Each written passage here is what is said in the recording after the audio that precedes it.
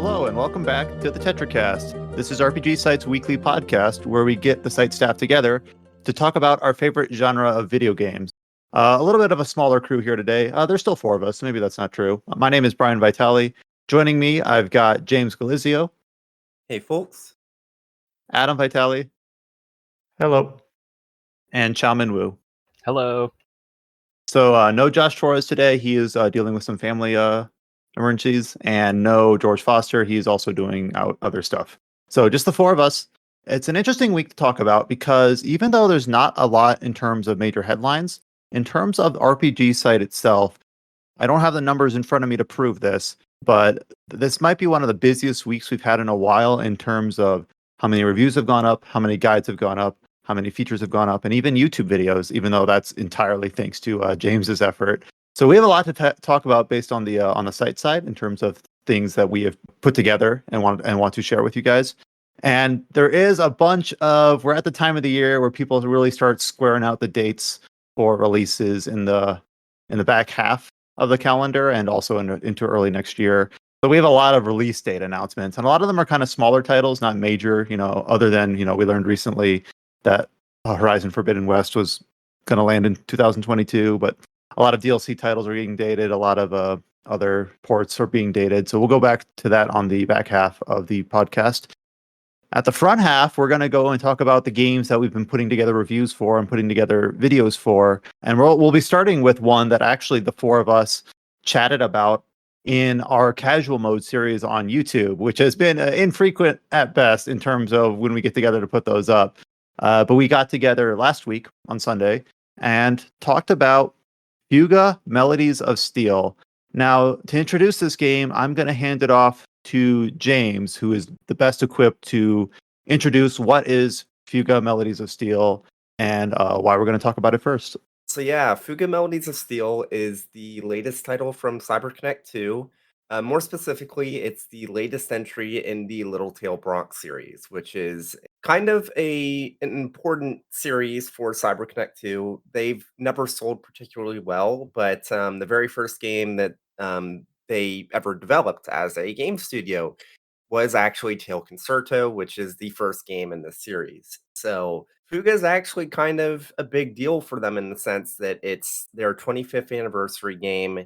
It's their latest title in the Little Tail Bronx series, and it's their first self-published title. So there was a lot they put into this, and you can kind of tell it, like just playing it. And thankfully, and I'm not the only one that seems to be in agreement. Well, to feel this way, but you look at the PC Metacritic score, and right now the game is sitting at an 89 out of 100, which is really impressive considering, not to be mean to them, but usually CyberConnect 2 is one of those studios that does like 7 out of 10 anime games. Yeah, an 89 is really hard to get. I know there's probably only not that many reviews, like 6 or something, but Speaking from the outside looking in, like I've heard of Tail Concerto and I've heard of, I hope I don't screw this up, Solata Robo. Those are like relics in the eBay world.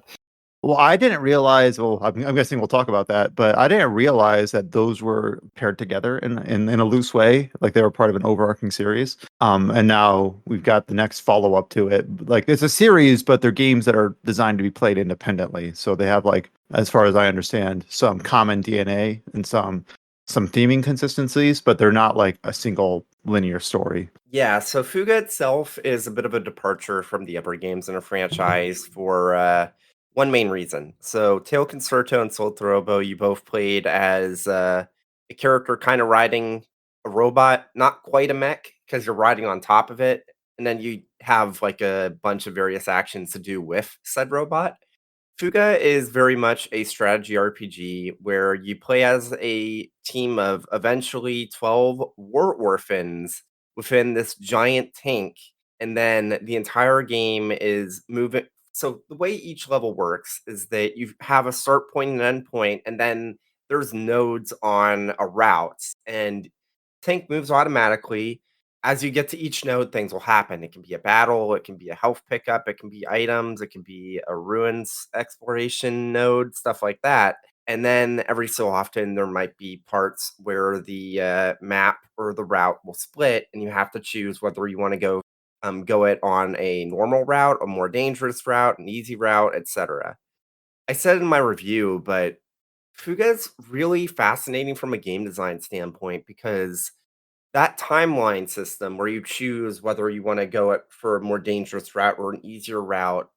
Obviously, there's a give and take where, yeah, it's more dangerous, but you get more items and you can use those items to better upgrade your tank. But if you like overexert yourself, then you're going to have damaged units that you might not be able to use, or you might be at like, you might have way too little HP. And because the amount of healing aims you can get is like entirely limited, and you when you go to towns in between each chapter, it's not that you can buy more, it's just entirely bartering.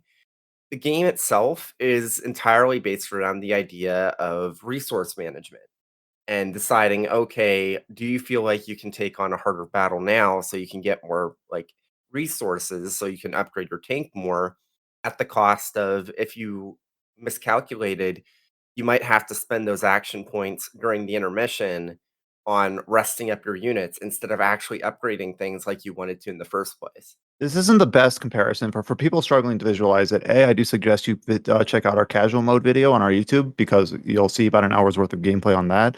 But if anyone's played the Banner Saga, that's kind of what I think of, where in that game you have a caravan of people and you progress forward on a path and you make decisions about whether to stop into town or whether to keep going or which path to take. And there's like this attrition mechanic where you lose resources or health or points depending on what the outcomes of the events that you undertake. So this is kind of like an arcadey version of that, where you'll be on a path and you'll have to make some binary decisions about which route to take.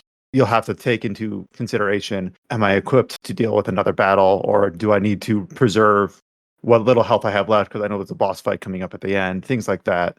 Very much a strategy game in several ways, not only in terms of how the battle takes place as like a turn-based RPG, but in terms of the long-term progression as well. And the logical conclusion to that train of thought is the Soul Cannon, which it's powered by a Forsaken child.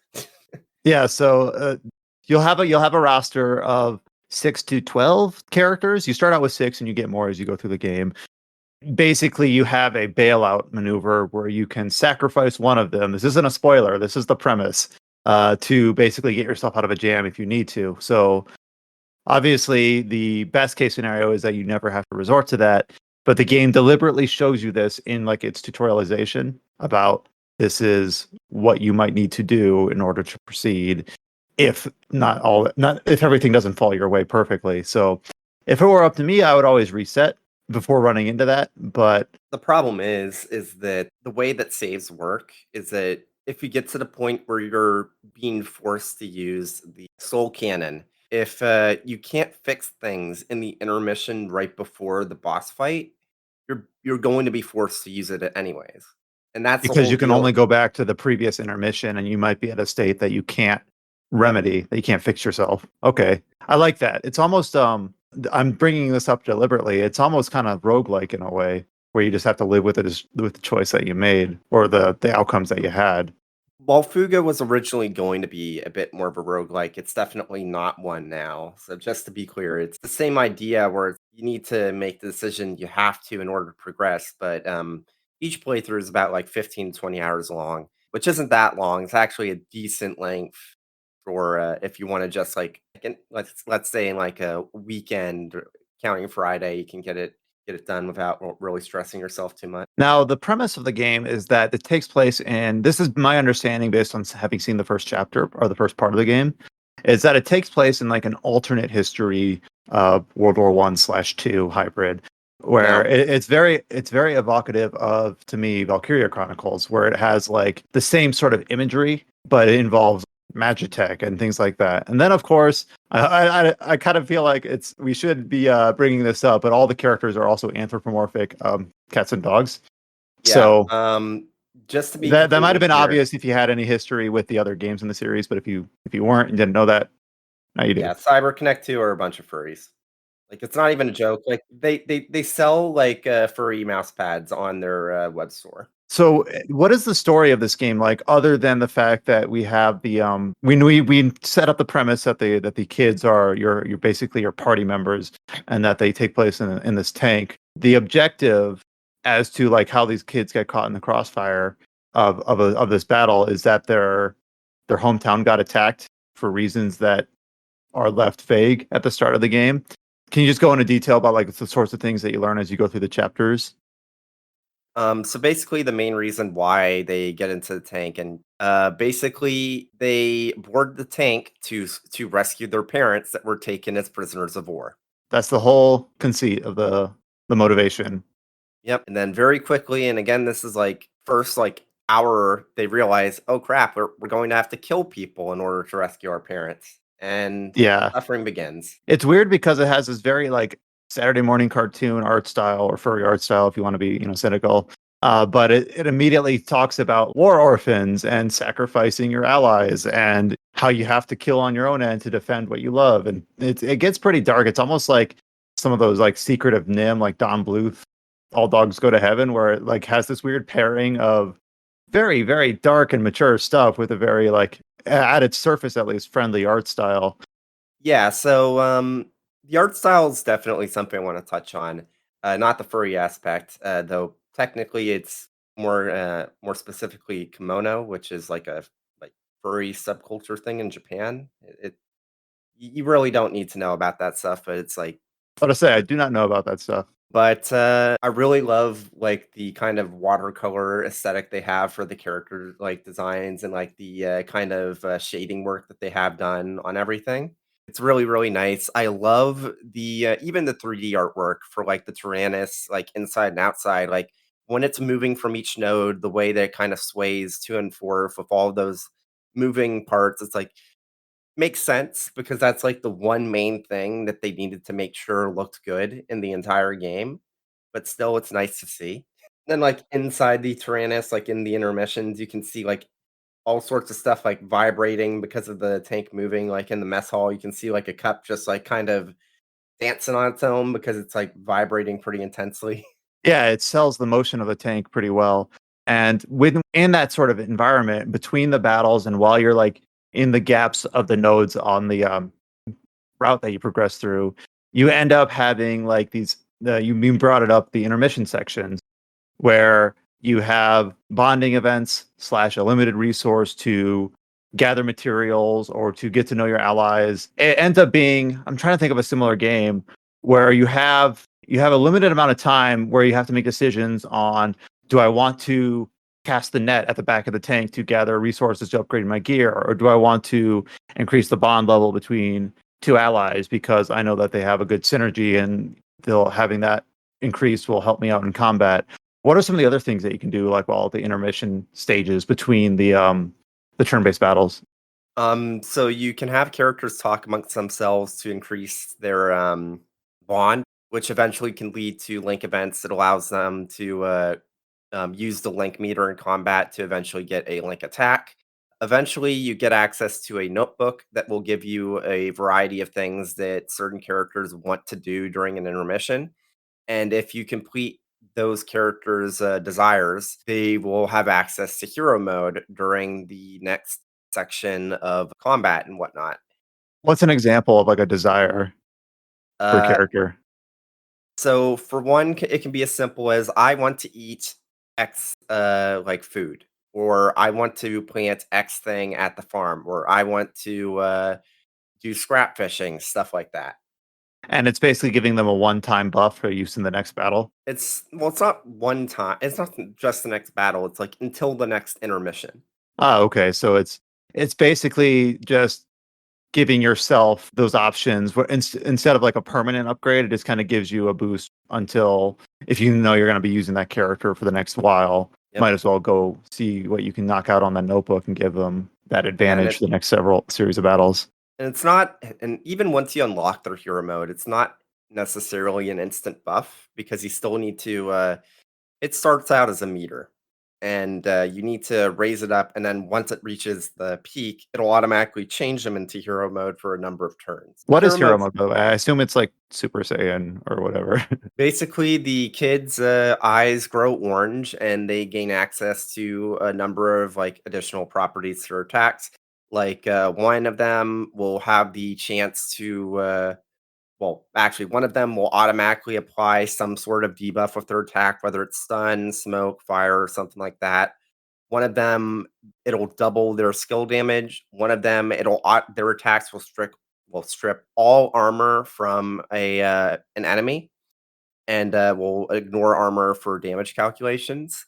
Another one might be able to move immediately after using a skill, and that can be especially OP because you can chain that if you have a ton of SP and you're on like a boss fight. So it's like, oh well, don't have to worry about preserving that at the moment. Does the game give any like in-universe explanation for the orange eyes and the increased like capabilities? No, Is it like Bloodlust? I don't know. It seems kind of dark, but I was just wondering like that might fit the tone of the yeah. game. Yeah, I don't know the specific reason for it, but it is kind of funny because like one of the characters you get, Wappa, has the character design thing where you don't actually see her eyes because her hair is like all over it. And when she goes into hero mode, you don't see the glowing eyes, but you see like a glow underneath the hair where her eyes would be. It's not clear because you can see it's like kind of got like a diffusion effect on the way it looks because it's funny. It's funny. Well, I mean, it's very common art style where you can see like eyebrows or eyes like through the bangs of someone's hair. So the characters that you start with, the premise you established was that they're going to try to rescue their parents. But the ones that you pick up during the game, because you start with 6, and I think you get 6 or 7 more, is it the same story with all of them, or does it differ with the ones that are added after the Uh, introductory chapter? some of them are different. For the most part, all of them are searching for their parents. One of them specifically, well, two of them specifically aren't, but I don't want to talk about them because that would also be kind of spoiling. How does the game's combat work in terms of we know it's a turn-based system that's strategy based, but you mentioned that some of the skills involved removing armor or Yeah, involved both moving after attacking. Because I have this set up like it looks almost kind of like an Advance Wars sort of thing where you have your tank on the left side, kind of a division in the screen, and then the enemy units on the right side. And you just take turns using different abilities against each other. But like, what is some of the strategy involved, or some of the mechanics behind the combat? so the way that combat works, there's a number of different factors to consider. And actually, this was one of the things that took up the majority of my review, just because there's so many different things you really need to consider when you're in combat, like both in and out. Uh, First things first. So the way it works is that the tank Tyrannus has 3 gun slots, and depending on the child that you have equipped to the gun, it'll change the appearance and the utilization of the gun. So there's 3 different types of guns that you can have. You can have a machine gun, a grenade launcher, and a cannon. And the machine gun is blue, grenade launcher is yellow, and cannon is red. That's important because the enemies that you face will have a clock icon, sometimes a few clock icons underneath their health bar that's colored one of those 3 colors, and that lets you know which attack you can send their way to delay them. In the case of ones that have more than one clock icon, it lets you know, okay, which attacks you need to hit them with, whether it's multiples of one or a variety of different ones, in order to delay them on the timeline. Each time you attack or each time you use a skill, even when you defend, you can see where that's going to move you on the timeline, and you can actually see where each of the different enemies and where your other party members are going to have their turn based off of just looking at the timeline at the top of the screen. It's a pretty standard thing. A lot of RPGs do it. Like Trails does it. I know. Tom Clancy 10 also has like a timeline and that adjusts whether you delay or slow enemies or stun them. So when you mention these clock icons that are beneath that have the color coding, do you have to take them out in a specific order? Like if it has one red delay icon and one blue, can you use either weapon type, or do you have to go like work your way left to right or right to left? The order doesn't matter. Okay, so certain enemies might have multiple weaknesses that you can take advantage of, presuming that got the proper character slotted to do that. Yeah, and remember, you do need to take out all the clock icons to delay them. But what adds Oh, another wrinkle okay. to things is that some units will have armor on them, which makes it so that your attacks deal less damage. And usually, well, for the most part, it's only the machine gun attacks, which are weaker but more accurate, that have access to skills that let you chip away at armor. That actually, the game that I think of that reminds me of that is actually Divinity Original Sin, which is a very different type of game. I forget if it's 1 or 2, but every enemy in that game, it has like basically a barrier that you got to punch through before you can actually deal real damage. And I know that sort of idea can exist in multiple forms and many different types of games. It does bring an interesting dynamic where you want to make sure you have some of these machine guns or characters that can ignore armor or at least able to lower it, and then follow that up with the red weapons, which are like the rockets and grenade launchers, to actually deal like the direct damage once you're able to penetrate through. You definitely have to. You've only got 3 weapon slots. You said you got 12 characters, and some of them act in support roles. So it seems like two different people could play through this game and have kind of a vastly different approach to who they slot where and sort of like what techniques they employ. Yeah, exactly. And then some of the boss designs themselves, we saw this a little bit when we fought the prologue boss. They not only have this delay mechanic and this armor mechanic, but they'll have bespoke sort of strategies to them where they'll have what we saw in the tutorial was, or I don't know if it was a tutorial of chapter 1, but it was a tank that basically had like a command bridge that would heal the body of the tank periodically that you couldn't out damage if you didn't take it out. So you kind of had to make sure that supporting unit was disabled or out of commission at the same time that you had the armor lowered and wanted to deal the most damage possible. So it does seem like you have to be able to be flexible, or at least cognizant of when you understand how the different enemy units are working together and the best way to overcome whatever individual benefit that they have in terms of healing themselves or restoring their armor or damaging you, and making sure I forget what the mechanic was, but there was a way that if you knew an attack was incoming, you put up a shield. Basically, you have to know when to go on the defensive to restrict most of the damage on your own end. Yeah, everything kind of comes together. And like I kind of tweeted about like a few days ago, it's really impressive how Fuga is one of those games where all the disparate parts kind of come together, and you can see how it's very specifically designed with all those parts in mind. It's like that's just like really good game design. And like once you're in it playing it, and you're like making those decisions on the fly about, okay, I think I can deal with some tougher enemies, so I'm going to try and get more resources that way. To, oh shit, I messed up, I'm going to have to basically rest up my units, which is going to make it harder for me to upgrade the things I want to because I have less action points actually available to me, and so on and so forth. It's really, really cool stuff. And like I said, we gave it a 9 out of 10. Some other places gave it really good review scores. Right now, it's an 89 out of 100 on Metacritic. Give it a shot. Like, this is CyberConnect 2's first self-published title. They've put like their all into it, and it's like it sucks because like right now is probably the worst possible time for them to release it. Because there's a ton of competing mind share this week, basically. Yeah, because you got the Great Ace Attorney Chronicles, you've got The World Ends With You Neo, you got Final Fantasy Pixel Remasters. We didn't review it, but there was also Samurai Warriors 5. There's a bunch of non JRPG and non Japanese lots of game big titles releases. this time. Yeah, just crazy amount of games releasing this week, and very easy to see that Fuga probably is going to be the one that falls through the cracks. But I do implore you to give it a shot because it's a fantastic game. It seems like it's smartly made and everything kind of meshes together. And before we move on from it, I just thought one of the most interesting things about it goes back to that resource management part, where a lot of times, so many RPGs these days, they want to convenience the player, which is good most of the time because you want to respect people's time. You don't want to like introduce grind or tedium. So many games, they heal you after every battle, or they give you save points copiously that heal you, where in Fuga has this like attrition idea where you might be in an encounter where you can out damage the enemy, or you've got more firepower than they do.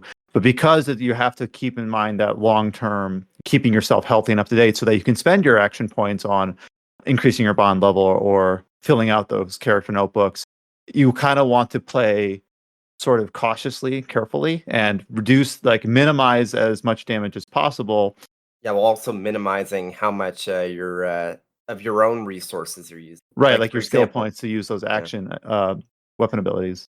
So you got to really figure out a balance. You got to figure out, okay, well, if I don't use a skill here, it might put me in a bad situation. But if I do use a skill here, I won't have as much skill points for later. And it's like you're making those little decisions constantly, and it keeps the whole thing engaging. Yeah, it seems like if you are a fan of those sorts of games where you actually really have to come up with your own strategies on the fly, it really seems like that this is a good fit for that. If you gel with the art style and the premise, really interesting game. One that I probably would not really have exposed myself to if it wasn't for your coverage of it. So if you want to see more, do go to our YouTube channel where we do have basically the same four of us just talking over, basically seeing some gameplay, and it was Adam, Chow, and I's first time seeing it, so it's basically a very genuine reaction to kind of what we saw and what we thought of the game. And James, you have been very busy these last couple of weeks because you are also the go-to person for this next release that you had also just brought up as competing for Mindshare in the alongside the release of Fuga. Can we just take Go a ahead. moment to appreciate just how many great releases have come out within the last week and a half? It's kind Well, of yeah, crazy. we kind of talked about it with the different context about what Fuga was up against, but also just in terms of just being, at having a plethora of options to choose from. So August seems a little bit more bare, a little bit more spread out, but July started and ended really with a lot of stuff, which kind of ties into what I brought up at the start of this podcast. So we had more features and guides and everything go up than we've had in a long time. So it just kind of goes to show how packed up a couple of weeks it's been. And the next title we're going to talk about is one of those, and that is The Great Ace Attorney, which released, was it the same day? The same day as The World Ends With You and Samurai Warriors 5. Oh, okay. So not the same day as Fuga, but in the same day as several other games and in the same window as Fuga. So this is another game that we have obviously the written review on, but we did a video, not a casual mode, but a video review, and by we I mean James, on our YouTube channel for The Great Ace Attorney. So handing it back off to you. I don't have any experience with Ace Attorney, but I know that this is a game that has been kind of a white whale for the series for a while. It's had at least the first part of it has had a fan translation for a good while, and now it's got the official release. So let's kick it off with your thoughts on The Great Ace Attorney. Okay, so first off, and I feel like a bunch of people have played both Great Ace Attorney 1 and 2, because this is a 2-pack, is probably my favorite entries in the series. Specifically because of the way that the story comes together. Because one thing about Ace Attorney is that usually, so you had the original trilogy, which is the first game on the DS, Justice for All, and Trials and Tribulations. And those are great games, and it's a great trilogy, but each game in and of itself kind of introduces and deals with its own specific issues. Whereas Great Ace Attorney 1 and 2 are two halves of one big story. So the types of foreshadowing and the types of storytelling that they can do with a duology that's set up to be a duology specifically for the story from the get-go means that you can get some really interesting stuff, especially on repeat playthroughs. And I guess I should kind of talk about what Ace Attorney actually is if you're not familiar with it. Okay, you're a lawyer, probably you're a lawyer in a cartoony sense, and what I mean by that is that you would definitely be thrown out of any actual court of law. But thankfully, courts of This is law not in meant to the be a Ace, sim. thankfully courts of law in the Ace Attorney universe are just as incompetent as the player character, so it works out. But basically, Great Ace Attorney 1 and 2 are more inherently connected compared to just the original trilogy, where they might feel just more like traditional sequels. Yeah. And I guess the gameplay structure is probably the same, right? You're trying to find contradicting things about each person's like case, and you're just trying to use that. And is it as like punishing as like the second game, where it's like you get this one little dialogue wrong, it's like boom, you're punished for it, and you get 3 strikes, you're out, and you're It's similar to that. Like, it's more like the first game where you have 5 chances. So it's just like simply okay, get 5 chances to mess something up. If you mess up 5 times in a row before getting to a intermission mark in a trial, then you're sent back to the loading screen. You need to reload your save and all that. That Which sounds means really basic, but actually, like, I was actually kind of curious, like, what is the fail? Because the fail state in a traditional combat focused game is easy to identify. You know, you lose and you got to go back to the save point. But like, if you fail to present the evidence or find the contradiction or know, when to introduce which item in your inventory in Great Ace Attorney, I didn't know like what when Chow says the word punish, like you go back to the title screen and you have to start over the trial from the beginning or from the last intermission and yep. like try again, think a little bit harder next time. Okay. Yeah, so Ace Attorney as a series is usually placed into 2 distinct gameplay aspects. So you've got the investigation sections where you're going around different areas, talking to people, looking for clues and evidence and whatnot, and also investigating the evidence itself. And then you have the trial sections, and you do not get to the trial sections until you get everything you need in order to actually progress through the trial. So it's not like, oh, you can go to the trial early and be absolutely screwed because you don't have all the evidence. No, the way the Ace Attorney works is that it's the investigation segments. There's a certain degree of freedom, but it's mostly linear. And once you're actually in the trials, it's like the way forward is completely linear too. It's just you'll have moments where there will be testimony for witnesses and you can press like each of their statements and then like if you find something that's contradictory, then you can present evidence and move forward. But for the most part, Ace Attorney is a pretty linear game. I never considered that. Like, if you were in an investigation section and you missed a piece of evidence and the game allowed you to go to trial without it, that would be really punishing. That sounds like a challenge mode version of the game or something like that, where it's just like, oh, you missed it, you lose. But it seems like they kind of rein it in and just they don't even let you progress until the game knows that you have everything you need. But it won't tell you obviously the order or how to involve it in the trial, but does make sure that you at least have it present and you're not completely stonewalled and you don't know it until you realize you're missing a piece of evidence. So the thing about Great Ace Attorney, besides the whole it's a duology thing and that it was never translated, probably important to talk about why it was never translated. Simply put, the Doyle estate or litigus, and Great Ace Attorney features Sherlock Holmes, or should I say Herlock Sholmes, legally Yeah, distinct Sherlock Holmes, if you And will. his partner, Wilson. but yeah, it's very very similar to the it's kind of weird because like the character of Sherlock Holmes is public domain, but some of the stories are not. It's like they're the Doyle estate is clutching to it, and we also see this a bit like when I'm told that that's the reason it wasn't translated for so long, and they had to take weird liberties to try to avoid it in the official localization. It reminds me of the JoJo translations where they have to work around the copyright for a lot of the characters and stands that are based on like music artists. Music, yeah. Yeah. So where instead of doing Brilliant Diamond, they have to do Shining Diamond or things like that. But in this Worst one case, we is get like Herlock Vanilla Sholmes. Ice. Yeah, I don't know what they went with. Cool Ice. Oh, That's Cool the Ice worst instead one. of Vanilla. Yeah, but they don't really have a choice, I guess, because that's just how copyright I works. just wonder how they get away with certain ones. Like in the Fate series, they were able to use the Sherlock Holmes as a servant of some kind. So don't know. Well, that might fall into that weird thing where certain aspects are public domain, but certain ones aren't.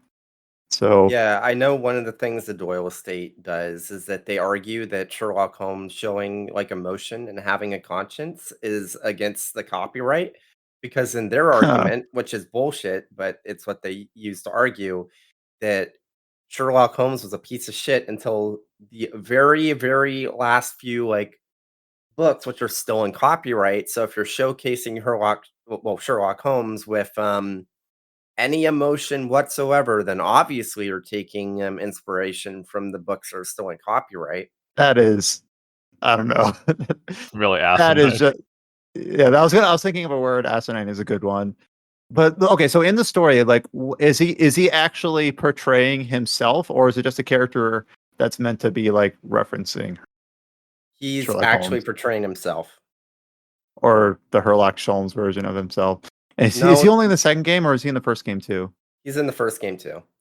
All He's right, because like, I saw you playing like the first two trials or trial and a half of the first game, but those took place in Japan, and I guess later you go to England. yeah. So the way it works, and this is probably another reason why I think it localized at on the 3DS is so even if you haven't played Ace Attorney, you're probably familiar with the idea of Japanifornia, or the fact that when they originally localized Ace Attorney, they changed the setting from Japan to California without changing any of the assets. So people always knew that, yeah, no, this isn't LA, this is supposed to be Tokyo, stuff like Yeah, that. you get your So, famous awkward zombie, eat your hamburgers, Apollo. yep. Which, by the way, the Ace Attorney Twitter account referenced it with "Eat your fish and chips, Ryunosuke," with Yeah, if you with have the any retro knowledge box. of that meme, it's a good laugh. To go to the Ace Attorney Twitter account and scroll down. Yep. So yeah, so one of Phoenix Wright's great ancestors was Ryunosuke Naruhodo in Japan, which I guess is now the same deal in both the Japanese titles and the Western ones. So I guess it's now official that Phoenix Wright is the son of Japanese immigrants, which is kind of cool. Yeah, only in the localized version, right? Yep. But so yeah, it takes place in like Meiji era, not Renaissance era, but like turn of the century, like 20th century Great Britain. So it's basically a century Early before, 1900.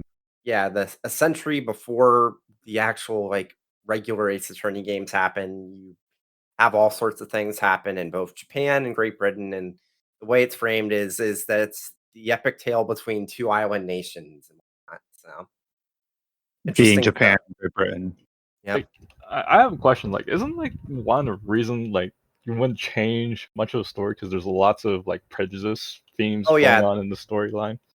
yeah. I even kind of made a joke about it in the video. Not a joke, but saying, look, Great Ace Attorney has themes, and I don't want to talk about them in the review. But once you actually get to playing it and you see it, you'll understand what it's talking about. And all the while, when I had that voice line, I was showcasing like characters from the game being incredibly racist to Japanese people in the actual footage. Yeah, So, I mean, I saw some editorials about it, how they thought it was a little bit too blatant, but it also like it kind of fits the setting in the early 1900s where uh, you kind of had that phobia, and it makes yeah, sense that it would like show itself in certain ways, and people that would end up in a courtroom wouldn't be, you know, people that you're sympathetic to in certain ways. So, based on what I saw in the first trial, it seems like it makes it gives it enough headroom where it feels yeah, like, yeah, they're introducing this to serve a purpose, to serve a story. One thing I also noted, so most of the prejudice in the game is anti-Japanese, but there was I think it was the first trial in the second game I was watching James play where there is a Japanese character being a little bit of a dick to an English character as well. It's not balanced, but I saw I don't think the game is just painting all English people as like, Westerners, foreigners are bad, because they're always like racist towards us, and it's not quite that. oh, it's Like, definitely not that. Like, yeah, and especially in the second game, they really just hammer it home that like there's characters that say like racism is bad, basically, like it's not just very painting explicitly. like English people as your villain, right? Yeah, So it's not about like they're like a targeted group. It's more like the concept of this prejudice and inequality It's of more like like intermixing cultures, I right? in this there's other. setting, if you had an asshole character, this is how they would present themselves. This is how they would behave. Yeah, and there's some things I do want to talk about, but it kind of spoils like racism isn't the main theme of Great Ace Attorney. It's just one of the themes, and it's like Right. It's just it's it's part of almost the like setting. it's used as a scapegoat for the actual main theme. Not well, scapegoat, not in the sense that basically man, I want to talk about it, but it's spoiling, so I'm not. But one of the things I really, really love about Great Ace Attorney and why I was waffling between giving it a 9 and a 10, I ultimately gave it a 9, but I was considering like pushing for a 10, was because it has something to say. And like previous Ace Attorney games have sometimes kind of like waffled around trying to say something specifically. Like everyone said, always said that, oh, Ace Attorney was made as a commentary of like the kangaroo court system of like Japan and whatnot. Well, there's definitely some of that here in Great Ace Attorney in the sense of how it portrays the British court system and the British legal system. And it gets really fascinating later on. And once everything comes together, it really is fantastic. And I feel like I should mention actually that Colin also reviewed the game, but for Nintendo Insider, and he ended up giving it a 10 out of 10. So it's like Cullen and obvious. his 10 out of 10s. I'm just kidding. But yeah, it was really cool to see. Obviously, we have some contributors here on staff that also contribute to other outlets. So it's really cool to see, people like you and Cullen playing through it in parallel and seeing whatever snippets we can behind the scenes and how you guys are both taking to the game, both big fans of the series. Now, if you're not a big fan of the series, this is a dumb question that I think I know the answer to, but I'm going to ask it anyway. Is this a good place to jump in? Yes, because it has absolutely nothing to do with the rest of the series besides like very, very like slight references. And this is the first time the series is on PC too, right? No, the original trilogy was available on PC with the Oh, collection, I had no idea that was the case. Okay, but so I now would there's no definitely. excuse for me, basically. Yep. Yeah, you can start with either the original trilogy or this one. Either works. I feel like most people will probably have a better time with this one, but the pacing is definitely a bit interesting in the sense that again, because they're two halves of one story, each game isn't really paced to be paced the same way as like a regular Ace Attorney game. Like it's better to think of it as one big game rather than two halves that come together. It's like So just think basically, of it you as would suggest once you complete the Great Ace Attorney 1, just going straight on into 2. Like, yeah, okay. How long of a playtime is that? Just curious. Like, is this like 15 hours each, 30 hours each? I just have no frame of reference. 60 to 70 hours. Total? Hmm. All right. No, that's about where a big, full-fledged RPG would fall. So that's the cross that we bear as an RPG focused site is that all of our games are quite long. Now, Ace Attorney really isn't quite an RPG. Obviously, it's more of a visual novel, but I know that's not quite correct. It's more of a puzzle game. Like, is It that what you would like categorize it? it's a point and click game with the trial segments being like logic puzzles that you need to figure out in order to progress. People Okay. will call it a visual novel, and for all intents and purposes, in the West and the Western lexicon, games like Ace Attorney are considered visual novels. It's just that They're on it the is, fringe. yeah. Well, we've seen that sort of like genre fogginess all over the RPG space, where it's like, is this an RPG? Is this not? At one point, you just have to say, like, does it really matter? Like, it's a great game, or maybe not so great, but depending on what you're talking about. But yeah, thank you so much, James, for you have been very, very busy the last couple of weeks because you are basically responsible for both those reviews, both those videos that are up on our YouTube channel, and first 50 minutes of this podcast. So you have earned a well-deserved break. And I say that as we're going into the other game that we talked about releasing this week, which was Neo: The World Ends With You, which we had talked about when Cullen, who we had mentioned previously, had done the preview video for Neo: The World Ends With You last month. But now it has released. I have been seeing it all over my timeline, and I know Adam wants to get to it eventually once it gets on PC, which is Right. still undated, right?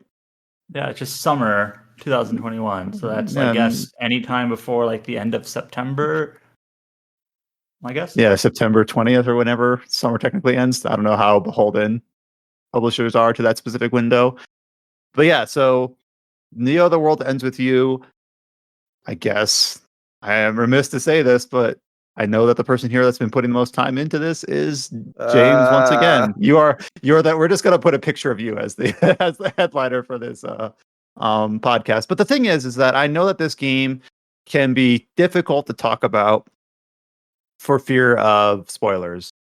So I don't know if maybe you can just get some general impressions, like how you feel this is as a follow up to the original game, which was kind of like a cult classic for the longest time.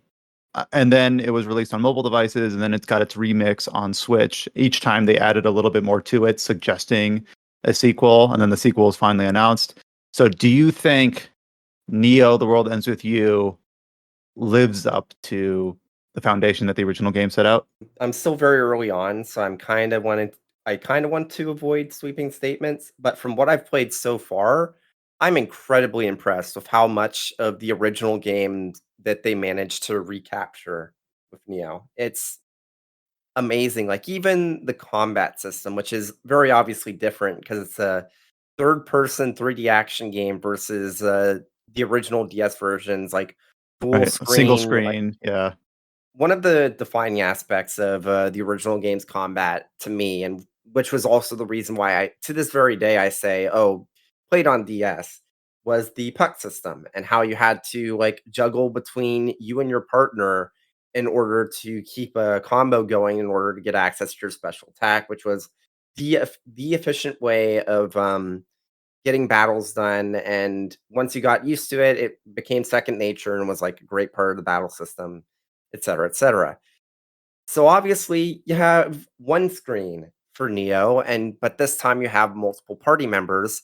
So instead of having the puck system, they have something similar called beat drop. And the way it works is that as you do use different pins, and like the way it works in Neo is that each character has a specific pin attached to it. So let's say Fret has a projectile pin. So you use his rapid tap projectile pin to attack the enemy.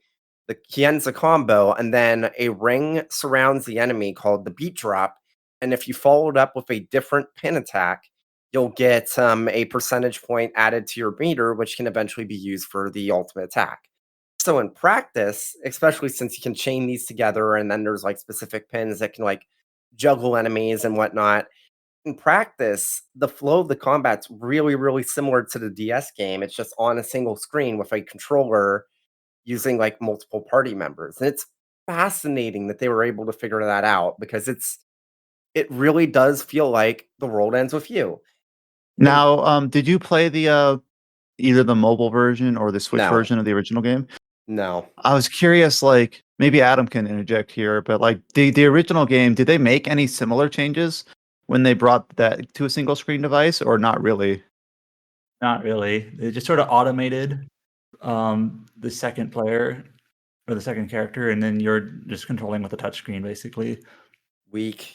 Yeah, I think that's the main reason why I never picked it up because to me, like both thematically and from a gameplay standpoint, the having to juggle the multiple characters is like a core element of the series DNA. And I can say that because it's a core element of Neo's battle system too now. So I Yeah, don't it's know. kind of weird to call it like it's a series now. It's not just this one-off DS game that everyone loves. And it's not just the battle system, it really feels like the world ends with you. Like even like I know it's like a 3D world and the way you're moving through the areas, it's like obviously, it's very different, but it still feels like the world ends with you. From the scanning to talk with to like read different people's thoughts to imprint to like everything just and this It is feels something like I've what seen. you would expect from a sequel. Yeah, it's like, well, no, not even that so much as it feels like I am playing The World Ends With You for the first time again. And not in the sense that it's super, super similar necessarily to the first game, but it gives off the same vibes, even if things aren't exactly the same, it gives you the same feeling. And that's insanely impressive to me. Yeah, the fact that they were to take those intangibles and still repackage it in a way that is distinctly different. No dual screen, no puck passing, but still give you that same resonance that the original game did. Yeah, and it still stands on its own. It has its own unique elements. Like the new main characters are tons of fun, like Nagi, Rendo, and Fret and whatnot. There are returning characters, but they aren't the main spotlight for the most part. Like you still like have people returning, like Minamimoto and all that. Well, Minamoto, I think.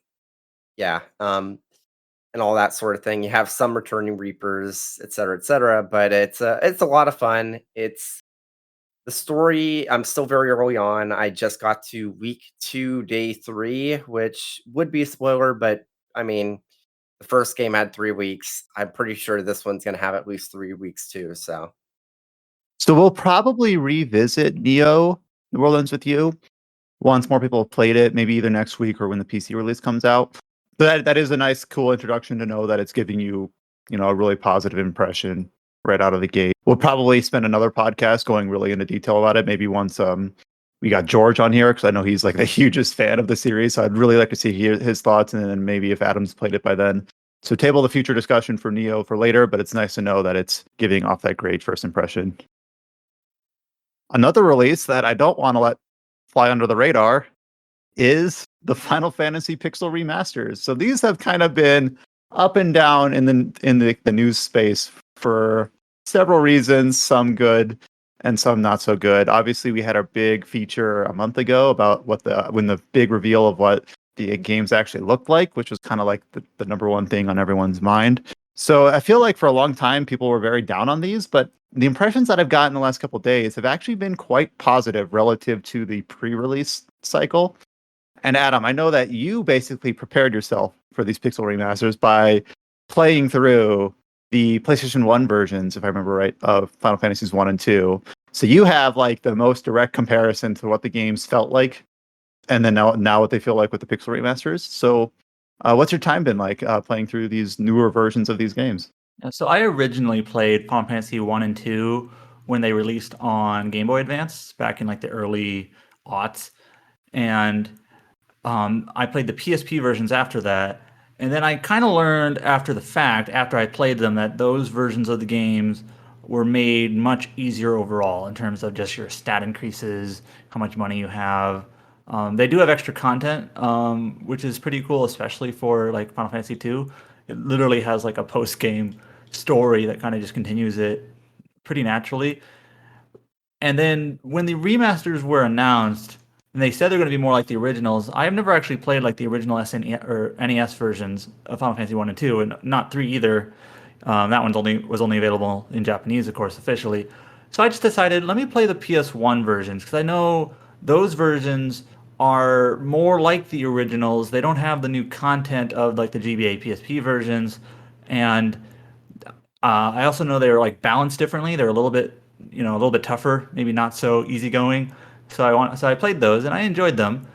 For example, Final Fantasy 1, the most recent, like the GBA PSP versions of Final Fantasy 1, they use MP as your like magic pool, whereas the original version as well as the PlayStation 1 version uses like spell charges, like the Vancian system from Dungeons and Dragons.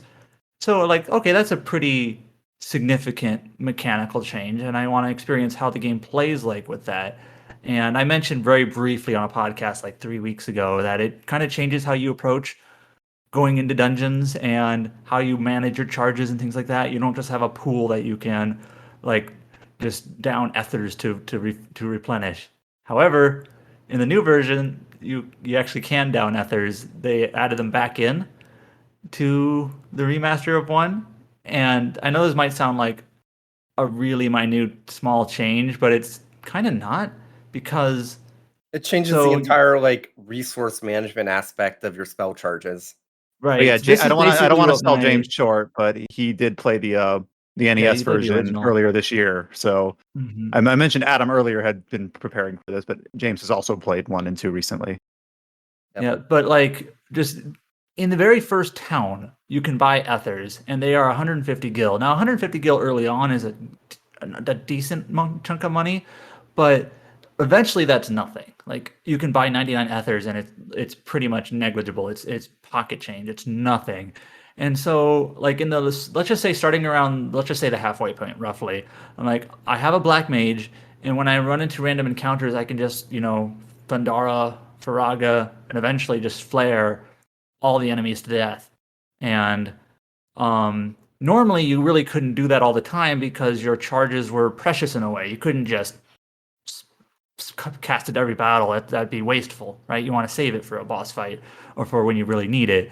But now it's like you don't have to save them at all. You just use it as often as you want, down some ethers to refill your MP, and it does, in a way, as long as you have a black mage, makes this version of the game kind of the breeziest.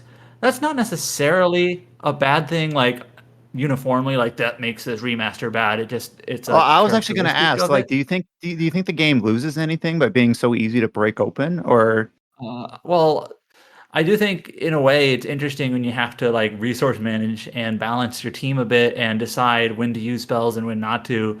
But if you're just wanting to like play the game and experience it, uh, just to get like a casual look at here's how Final Fantasy started with some, you know, conveniences thrown behind it, then sure, it's fine.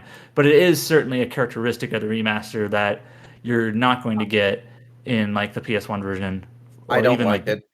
yeah, it's very it makes it so you can kind of just blow through the most of the game pretty easily, pretty I readily. feel like adding ethers into Final Fantasy 1 defeats the entire purpose of the spell charge system.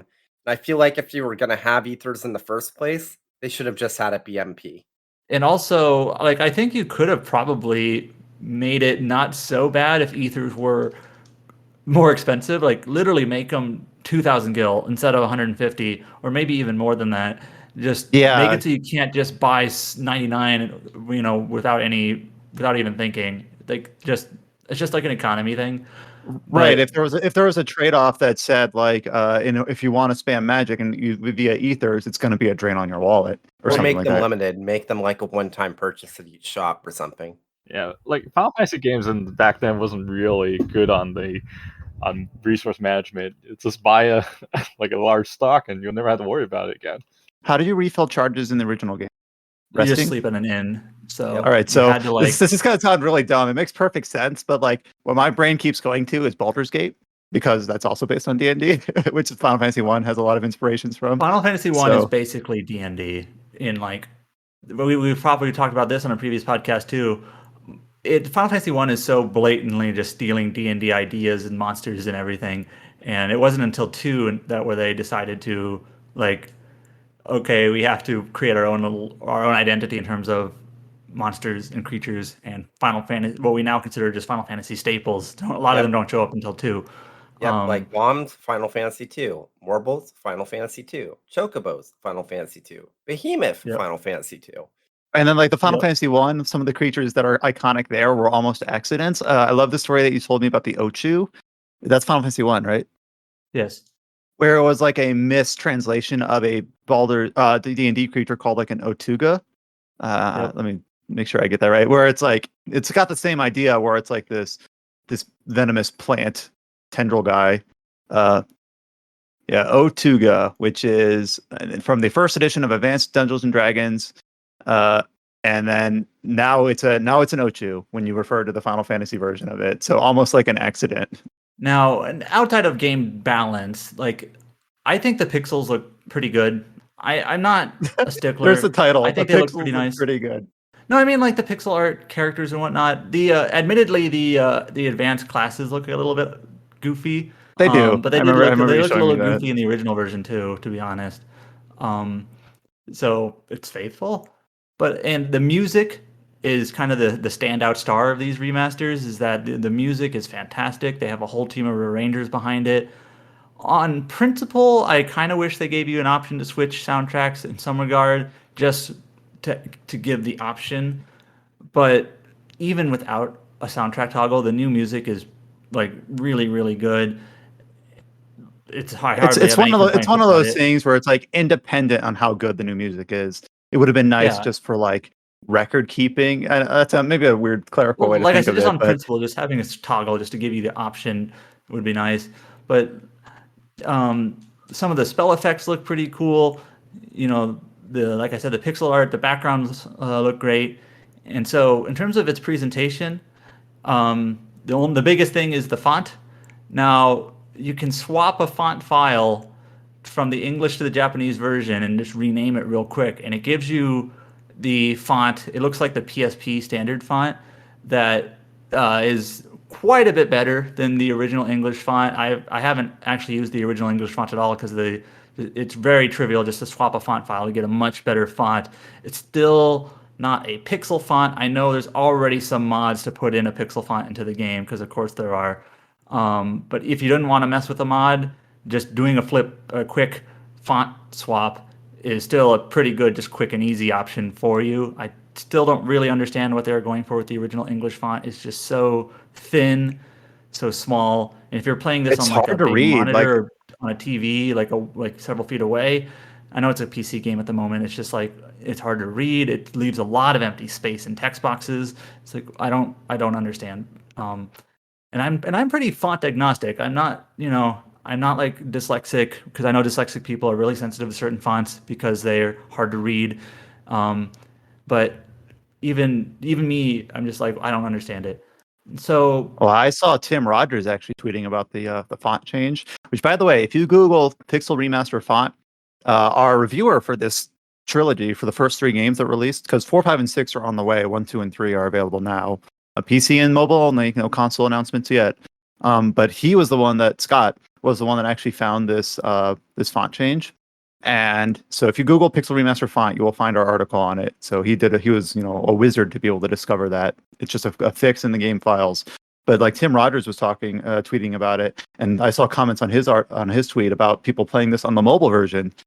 Smaller screen, closer to your face, still can't read that damn narrow font that they went with, which it seems like, if you want to play devil's advocate, that they did it to maybe prevent overflow issues because it's a variable width instead of fixed width or whatever. But as far as you and Scott have been able to notice, switching to the I haven't the other noticed font anything. file. I finished Final Fantasy 1. I'm actually now into Final Fantasy 2 and haven't noticed any issues. I know friends who have finished Final Fantasy 3 already and haven't noticed any issues. So it's just like It automatically Why not? filters down the text to the line below, so you don't really have to worry about overflow issues. And Yeah. if the name's too long, it actually squishes the font to be a little smaller too. Yeah. Huh. And okay, So it's like they considered all of that stuff, but then decided to go with this like super conservative tiny font anyways. I don't know. Anyways, enough about font. Do the font swap. He's like, anyways, moving on. All right. No, do the font swap. It's basically a pure upgrade. Is it perfect? No, but it's still 100% better than the original English font. I'm now a good couple of hours into Final Fantasy 2, and I also recently played Final Fantasy 2, the PlayStation 1 version. The reason why I wanted to do that, it doesn't have like a different magic system like Final Fantasy 1 did, but I know the GBA and PSP versions of Final Fantasy 2, if you couldn't tell, the GBA and PSP versions are pretty much mechanically identical. They look a little different, but they're pretty much the same.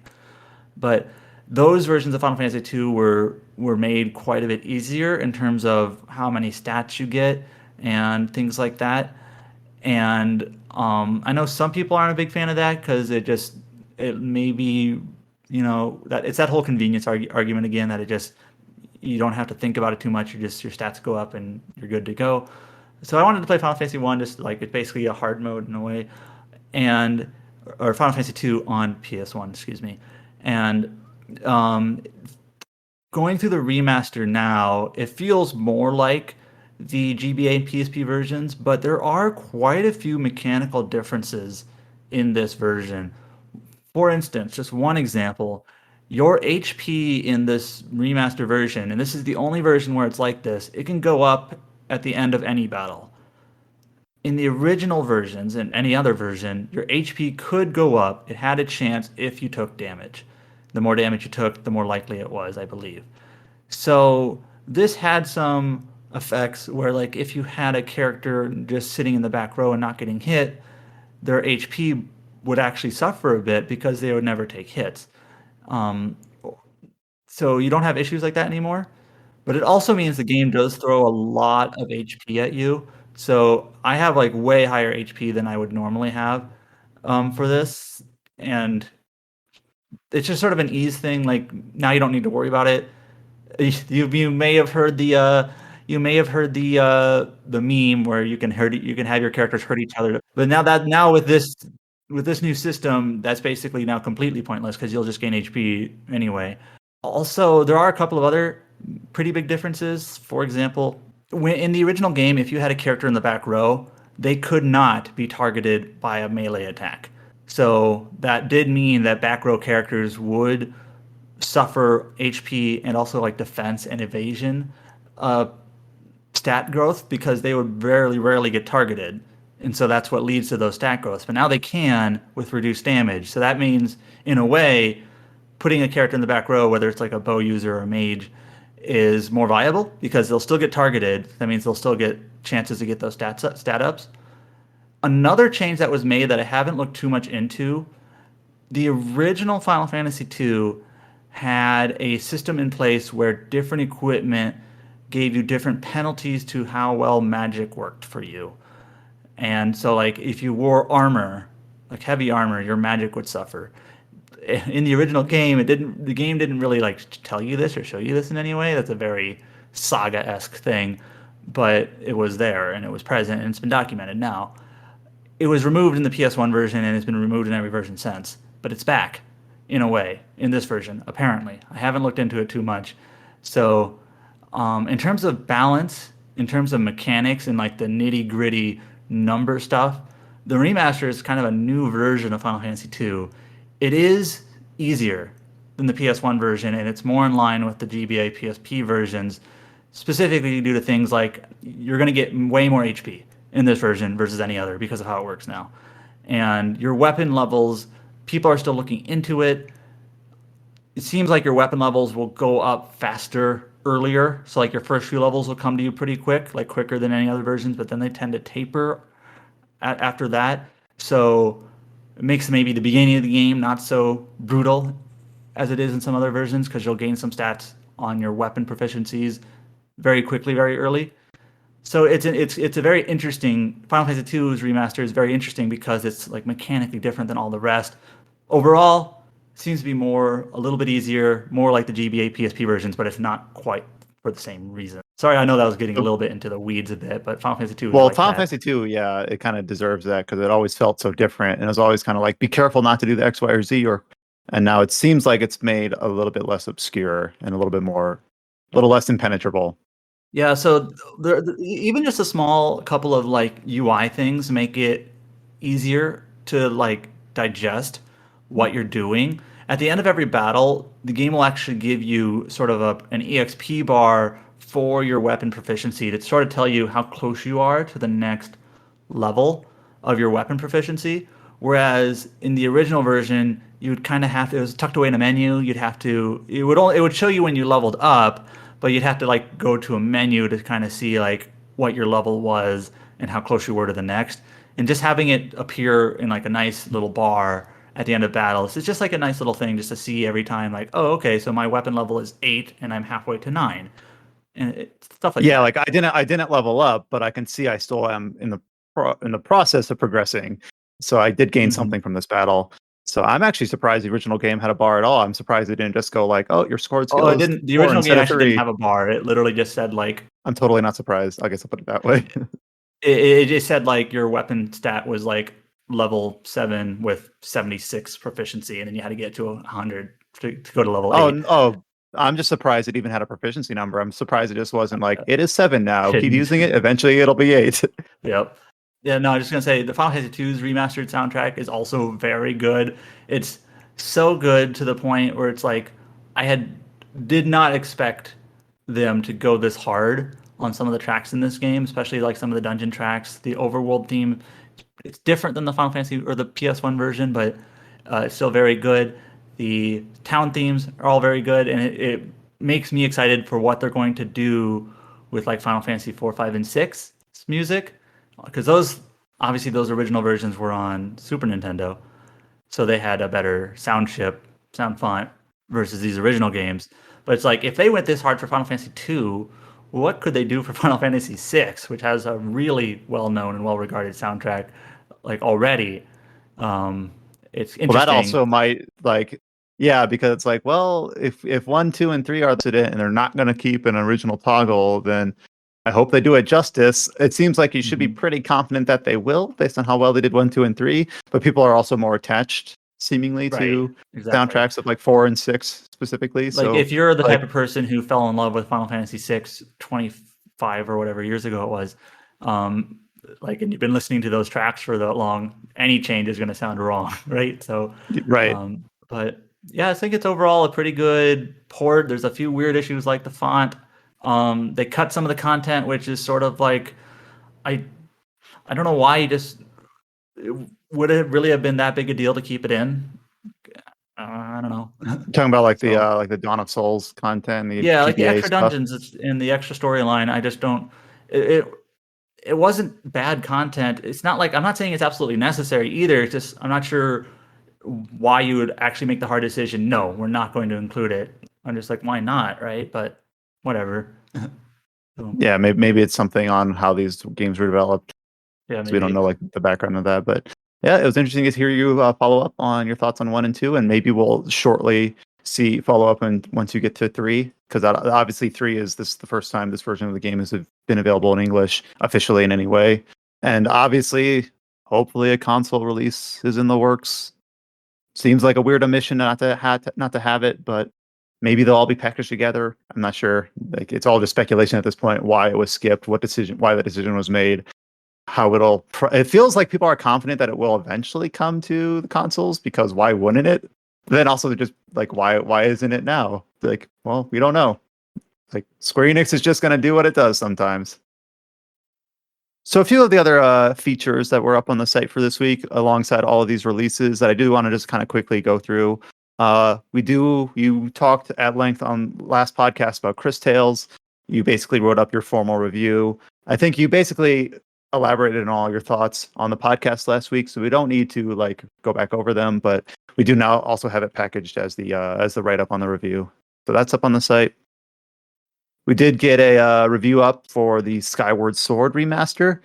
We talked about this game a fair bit. I feel weird because all of our podcast regulars don't think very highly of Skyward Sword, apparently, I've learned over the last month and a half. But our reviewer for it, Nathan, is a little bit more positive on it. So he wrote a pretty good review for that remaster up on the site. Speaking of the music for the Final Fantasy Pixel remasters, Alex Donaldson did basically write up how he felt about the music and how it's just like kind of the de facto defining feature of these remasters, if anything. So basically just talking about the history of that, about who was responsible for the composition and the arrangements. What else? We have a bunch of guides for Final Fantasies 1, 2, and maybe not 3 yet, but some of the stuff, if you didn't know already, but RPG site is kind of built from the ashes of an unofficial Final Fantasy site from the early 2000s. None of us were here at the time, but there was like a lot of work done about the original Final Fantasy games, like 1 through 10. And some of that stuff, we just kind of, Alex was the spearhead behind this, kind of repackaged and repurposed for the Pixel remasters. So if you want to know anything about the mechanics, the secrets, how to play, guides, maps of Final Fantasy 1, 2, and maybe 3, they're up on the site. And then, of course, the reviews for Great Ace Attorney, Neil the World Ends With You, and Fuga as well. We also do have a guide on the site for the Neo the World Ends With You secret reports if you finish the game. So that's how you get the secret ending. So that's up on the site as well. And then, of course, the 2 YouTube videos that we mentioned, the casual mode for Fuga and the video review for the Great Ace Attorney. As for major headlines for the week, sad to say there aren't any. There's a couple things we can kind of talk about. I don't know how much mileage we'll get out of this, but we did speak a couple weeks ago about a small Final Fantasy XVI tease that producer Naoki Yoshida mentioned during a Final Fantasy XIV letter from the producer event. You know, Yoko Taro and a few others had kind of prodded him about the status of 16's development, and he had mentioned that the English voice acting was almost wrapped up.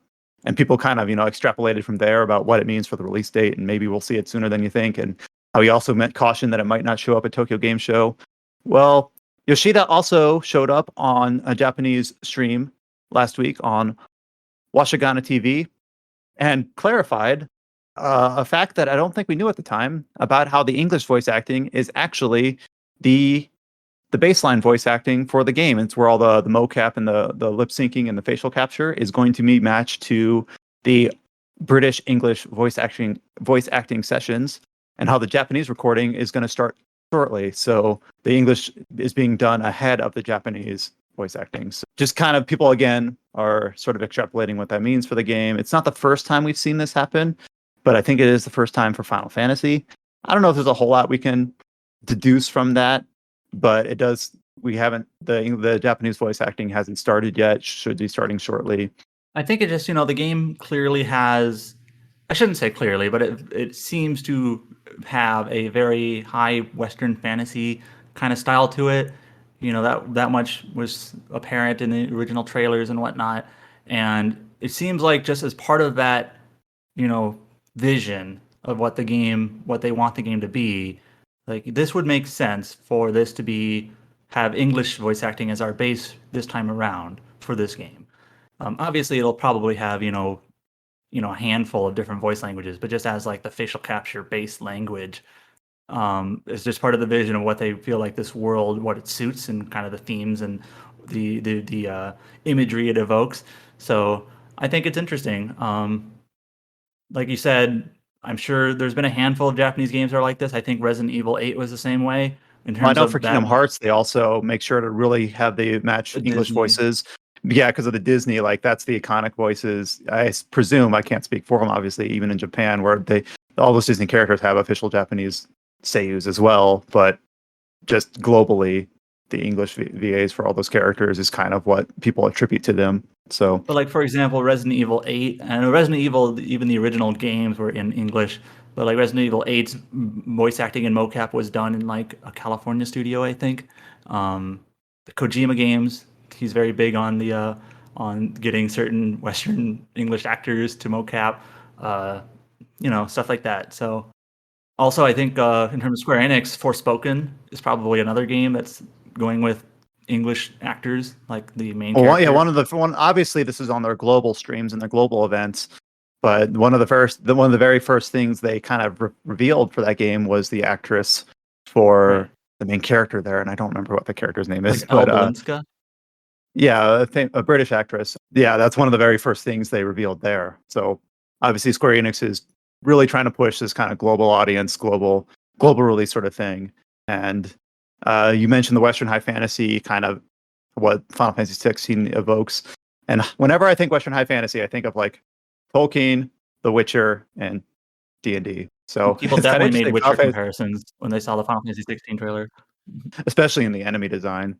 We don't know if we'll see it at Tokyo Game Show. Some people think the fact that they haven't done Japanese voice acting yet, people are less confident that we'll see this sooner rather than later. People are trying to take these little nuggets of information and kind of extrapolating them well beyond what's reasonable. Like, just be patient. We'll learn more when we learn more. It's kind of my mindset on it. We did get an official announcement for something that we brought up on the podcast months ago, and that was the crossover game between Neptunia and Senran Kagura. And I don't remember what we called it at the time, what the like Japanese translated name was. It was called like Ninja Taisen, but the official localized name was revealed and a localization was announced for Neptunia Cross Senran Kagura Ninja Wars. This is exactly what it sounds like, a crossover game between those two series, officially going to come out in the West for PlayStation 4 this year. It is releasing in September in Japan, so we'll get it not long after them. Unfortunately, I don't think anyone on this cast can speak at length about either of these series. The only thing that I know is that Senran Kagura has been pretty quiet since like Estival Versus. It had like the Peach Beach Splash. It had a couple mobile games, but it hasn't really had like a mainline game as far as I know. I mean, that's also sort of true for Neptunia. It's been just a bunch of spin-offs recently. Or like remakes and remasters. I feel like both of these franchises have, they're smaller franchises. Both of them have their dedicated fan base, but neither have had a quote mainline title in a while. So it's sort of like now both of you are in another spin-off, but together this time. Yeah, I only played like one of the spin-offs. I never actually beaten like a mainline game. I do know like some of the concepts of it, but let's not get too deep into that. One of our newer contributors, Nathan Lee, is, I know, a big Neptunia fan, so I'm sure he'll be more than happy to cover this game once it comes out. So it'll be interesting. I don't know if we'll get him on the podcast, but it'll be interesting to see what he thinks of it. I don't know what his history is with Senran Kagura, but I do know he likes the Neptune games. Unfortunately, we're not the place to go to get like any more elaborate takes than that, but really, at least it's something for fans of these two series to look forward to. Looks kind of like a fun crossover that, from the outside looking in, I don't know. It seems like these two kind of aesthetics kind of can mesh together in interesting ways. We will follow up once we have someone knowledgeable on to talk about those at length. We got as we continue to ramp up to the release of Tales of Arise, as we have brought on the podcast the last couple of weeks, we got a new character trailer this time for Kisara. This is the Paladin Holy Knight with a mace and shield. Kind of the same things that we saw with Law and Rinwell. I'm still annoyed by like this. I don't know if it's only an English language effect, but all of the combat chirps when they shout out their attack names sounds like they're in a fishbowl. So that is the first thing my brain goes to whenever I watch these character trailers. It seems like it's an intentional effect. Yeah, it just annoys me for some reason. Anyways, the more interesting thing here is they showed off a pretty short trailer, actually a pair of different trailers. The American branch and the European branch released slightly different versions of highlighting some of the secondary systems in the game, like fishing, cooking, and skits. So anyone who is familiar at all with the Tales series in any way knows exactly what skits are. Secondary events, usually not related to the main story, where the characters are just allowed to kind of interact. Kind of gives you sort of those characterization, nuggets and just how these people would behave outside of the premise of the story, usually involving their 2D artwork. And now instead, it seems like what they're doing with Tales of Arise is a little bit different. Instead of using like having the 2D artwork and having the 4 characters arranged left to right on the screen with text boxes, they're doing kind of the Scarlet Nexus thing, where you kind of get like these moving windows where you'll get like the portrait of the character on the left in a rectangle, and it's the 3D render of the character speaking or posing, and then the other characters will like chime in, and then their little portraits will appear. Like I said, Scarlet Nexus is what I think of. There's probably other games that have done similar things, but it's very different from what I would typically associate with what a Tales of skit looks like.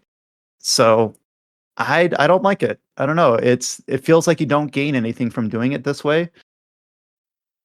I don't know if you had any other takes. I mean, I don't like it either, but Tales of Arise is ruined now. Sorry. It reminds me of like Star Ocean 4 when it was released in the West and they replaced the 2D artwork with the 3D renders, which that was over 10 years ago. Was it over 10 years? About 10 years ago. Yes. And it just didn't look very good. And Tales of Arise is, I think, even with 3D renders, a much better looking game. I think I even mentioned before that it's just like the fact that they took several years off of the series to lead up to Arise.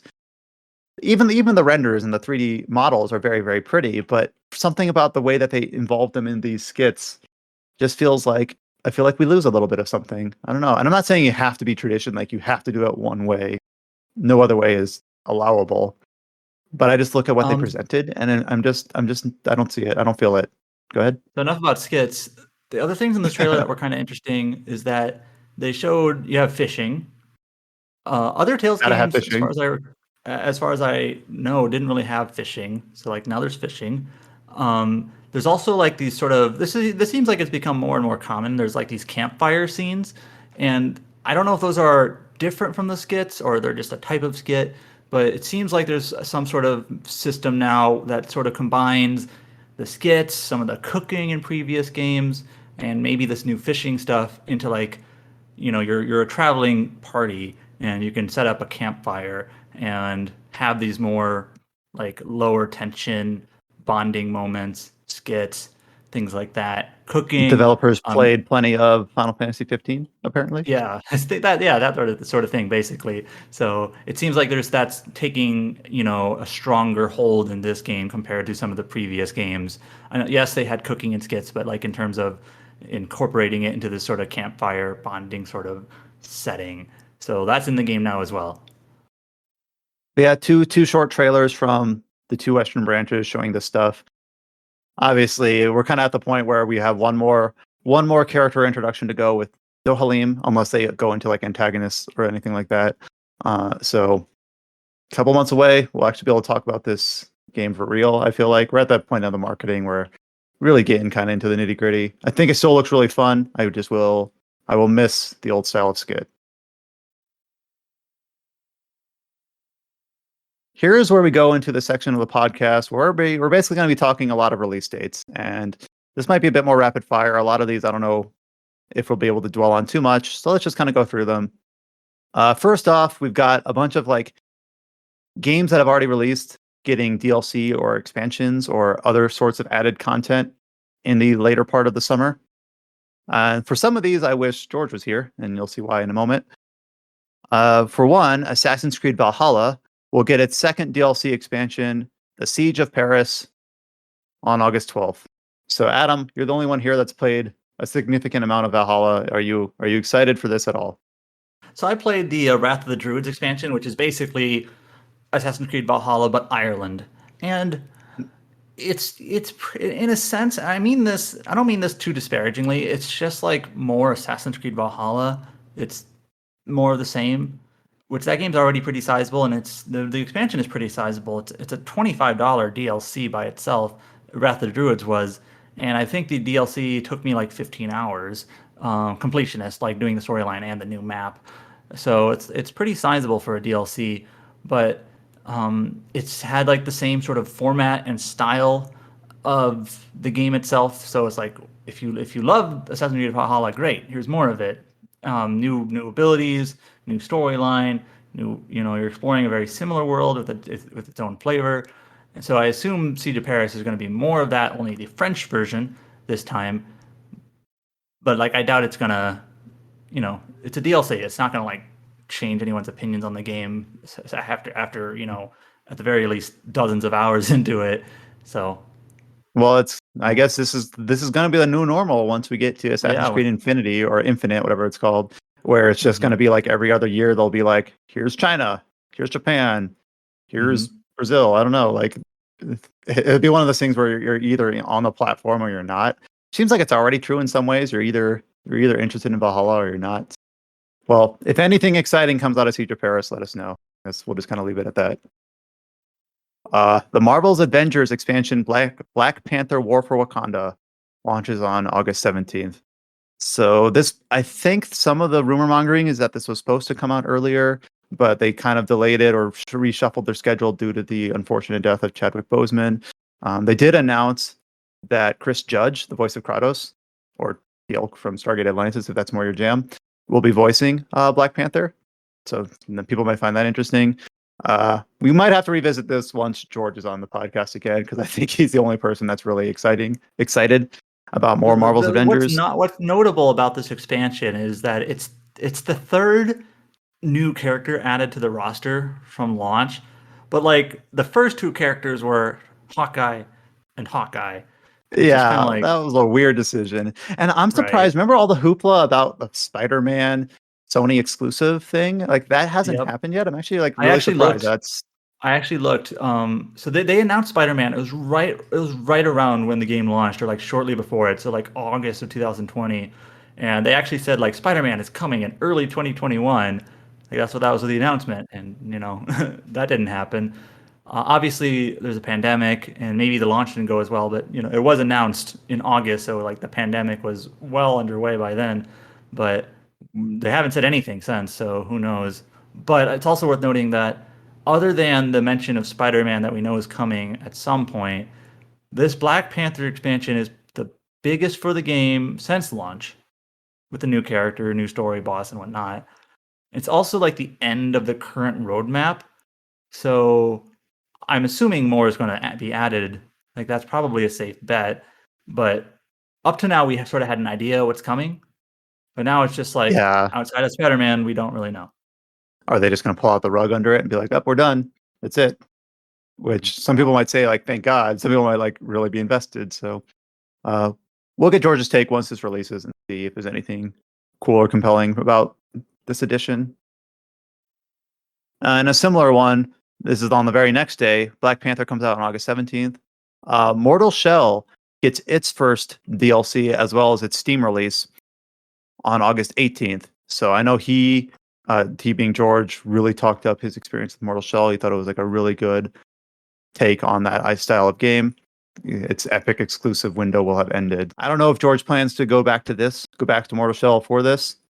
If so, we'll see what he thinks. If not, let it be. But Guild Wars 2 is also getting a new expansion, and it was it was already announced, End of Dragons, and now it was delayed out of 2021 and into February of 2022. They had a reveal stream where they showcased a new trailer for it, some of the new classes that they're adding for it, and basically kicking off what I presume will be a marketing cycle for the next half year leading up to that. They're basically going to show the new specializations kind of in sequence for the next several weeks, right? Yeah, the way that Guild Wars works is that they have a core set of 9 classes, and then with each expansion, they give them specializations where after the first one, you basically each class could tier up once. After the second one, they got a second option to tier up into. Think like Fire Emblem: The Sacred Stones or something like that. And now after this next one, they're adding another set of options. So basically, you play as the warrior. If you've got all the box expansions, once you tier up, you can pick 3 different options, and they're going to go into, like, this week we're introducing the new elite spec for Necromancer, or the new elite spec for Warrior, or for Ranger, or whatever. So that's going to be basically a big part of their marketing push, and I think that's smart because it kind of is like this drip feed where they're like, this week we're going to announce what you Ranger mains will be able to get into with the new expansion and things like that. So they introduced some of the features. I think that the response has been kind of lukewarm, but kind of it was better than their previous attempt at this. What they did a couple of years ago with the Icebrood Saga wasn't received very well. It seems like this was done a little bit better. Not a home run, but I think people are pretty excited. Digimon Survive still exists. It feels like this is deja vu for this game because originally it was supposed to release in 2019, and then 2020, then 2021. During a Toei Animation financial results meeting, and Toei Animation is, behind the Digimon IP, Digimon Survive has been officially delayed to 2022. I think we kind of all knew this was coming, but it's still nice to see a reference and that it's not vaporware, at least in the sense that no one's talking about it.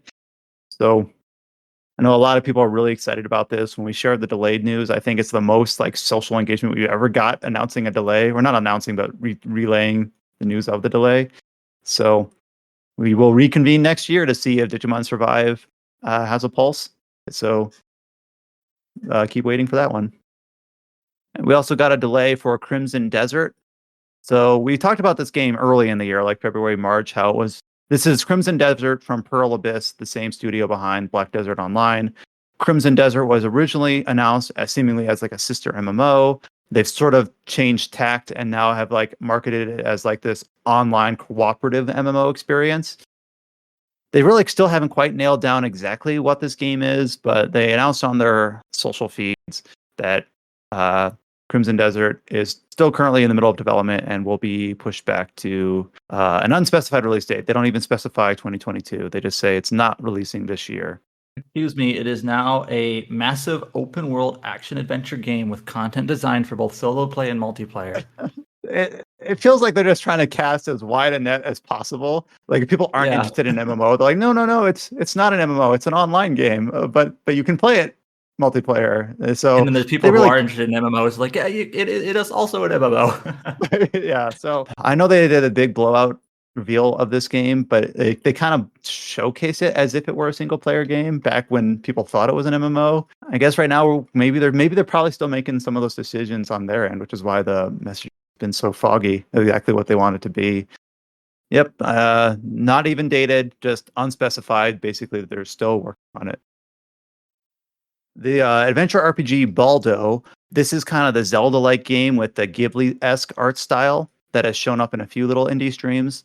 It's dated now. It's releasing on August 27th for pretty much everything: PlayStation 4, Xbox One, Nintendo Switch, PC, and even Apple Arcade. That one will be out in less than a month. Some people look excited about this game, but I saw somebody mention it like a great value Ni no Kuni, and I can't help but laugh because it does sort of look like a Ni no Kuni. Yeah, that's what I was thinking when I was seeing it. So we're going to kind of imitate Ghibli to the lowest extent that we can. Yeah. It's sort of like an unproven studio, like a game from an unproven studio that has like an interesting idea, but we'll see if they can hit it or not. Some of the other release dates that are upcoming: Mary Skelter Finale, which did already release in Japan last year in November, is now dated for the West for PlayStation 4 and Nintendo Switch. It will release in Americas on September 30th and in Europe on October 1st. Don't know if anyone here has played the first two games, but this is the... I did. I actually wrote a review on it. Oh, okay. Do you want to review Mary Skelter Finale? I'm interested. I want to Okay. see where this goes. I mean, there's some loose plot threads that I'm kind of interested to see where it heads off. But yeah, so Compile Heart and Idea Factory released the trailer for the localization announcement and release date. So we have those up on the site. Blue Reflection Second Light, we have talked about a few times on the last couple podcasts, both the initial reveal and then some of the follow-up marketing that showcase some of the systems and new characters.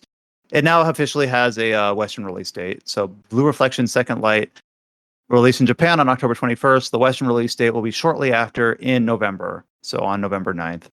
We got an English subtitled version of the announcement trailer, but other than the release date, I think we've already kind of talked about this game at length. So another holiday release for us on the But what's West. interesting about this is that I believe it's like a 3-week localization turnaround, roughly.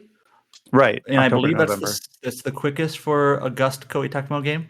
I think Oh, okay. Ryza was close. That was like a month or two. This is like less than a month. So it's almost getting there, getting closer to simultaneous. Do you think these things coming out a lot quicker because there's no dub involved? That's probably part of it. I mean, not Was the probably, it original actually Blue is. Reflection? Did the original Blue Reflection have a dub? No, it No. didn't. Oh, okay. But we actually interviewed the Gust producer a while back, maybe a year ago.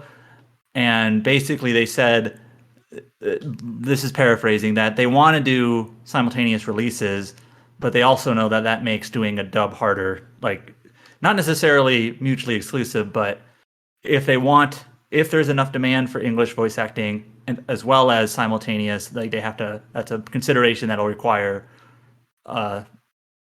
effort, like more work, Right. pipeline in place to do that, but they just don't have it right now, and they don't even know if the demand is there. We'll see. I think they got this huge backlash when they released Ali or Aisha when it didn't have a Japanese dub.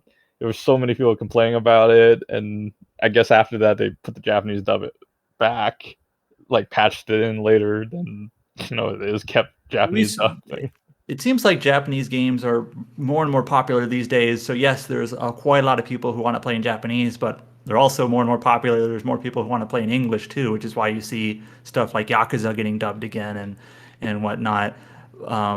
But Gust, I don't think, has made that leap yet. Where is the best of both worlds to get both, right? Is the audience big enough where putting the effort and money and budget in and people and time to do that, is it worth it for the audience yet?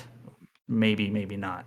Well, sometimes you see with some of those properties, like, did they ever add the English dub? This is a different type of game, but did they ever add the English dub to that My Hero Academia fighting game? Yeah, they did. That was actually a very Hero's interesting Justice? case where that game came out Japanese only, and then they patched in an English dub, because obviously that's a very popular anime, and people do watch the dub, and so they Bandai Namco in that case decided, hey, let's do the voice acting. And same thing with the upcoming Demon Slayer game. Like, Right. that game's both with English and Japanese audio tracks as well. They think it's worthwhile to do that. So yeah. And then we had the thing where 13 Sentinels, where it was originally going to come later, and then they worked really hard to get it out. That was in the middle of all the pandemic, like, where they thought it was going to, because of that, having to be delayed. But they really put a lot of effort into that, because they must know that, they've done their market research, that they know that, yeah, you might be listening to this and say, like, why would you ever listen to English? But they seem to know that these properties are popular enough that they will get a return if they provide that option for people. And then finally, I don't know why I put this as the stinger at the end of the podcast, but Death End Request 2 will release for Switch in 2022 in the West. So this game is already out both in Japan English for quite a and while. Japanese. But yeah, this is just the English version of the Switch release. Well, the So- Japanese version's not out yet either, but basically Idea Factory International, they're just sort of slowly, one by one, taking their entire catalog and pushing it on Switch. Like, they did Fairy Fencer, they did Mega Dimension Neptunia, they did Dragon Star Star, Varnier, they did yep. the first Death End Request. They're just sort of slowly just taking their games and like, all right, here's the Switch version. So it's well after launch, but just ports for the Switch audience, right? So Well, you might say like, well, that's boring, but Square Enix couldn't put the Final Fantasy remasters on Switch, so at least someone is.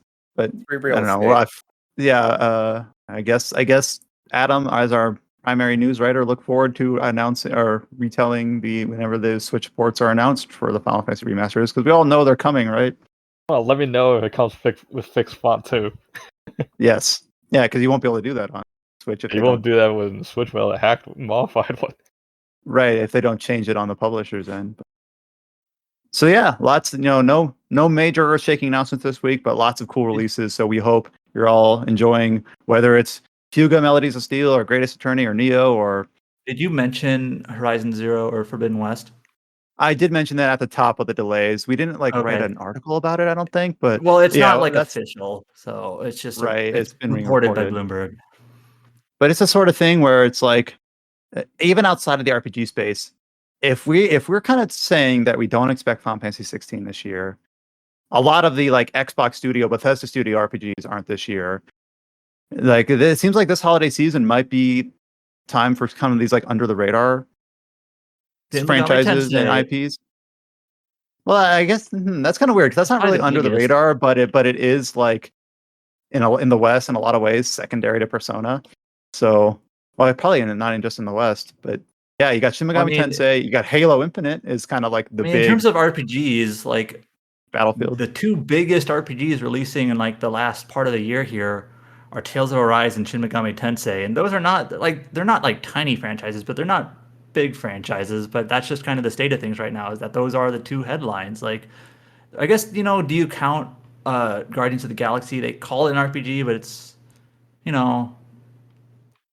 I haven't seen enough. It's like Well, I know we talked about this action-adventure. after the E3 stream from Square Enix, but Guardians of the Galaxy is a weird one because it's hard to shake that stigma that even I, who am in the know of this, keep thinking of it as like this Marvel Avengers type game, but it's not. It's a single player, almost Mass Effect style game.